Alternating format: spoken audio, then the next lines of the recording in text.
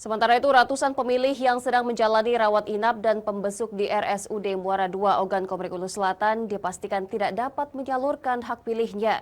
Sementara untuk pegawai Rumah Sakit Umum Daerah bisa melakukan hak pilihnya dengan cara dijadwalkan.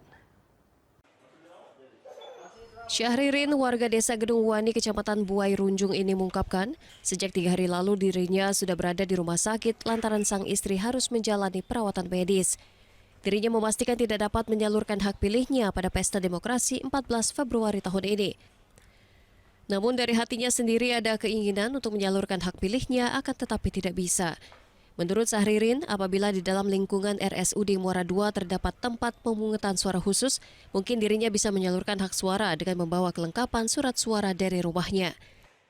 Kenapa Bapak belum nyoblos? Aku di rumah nih, tapi ada anak itu istri sakit ini nggak bisa. Oh, udah bisa. Sudah berapa hari nginep di sini, Pak? 3 hari sih. 3 hari. Ya. Tidak hanya Syahririn, beberapa pembesuk di RSUD Muara II lainnya juga mengeluhkan hal yang sama.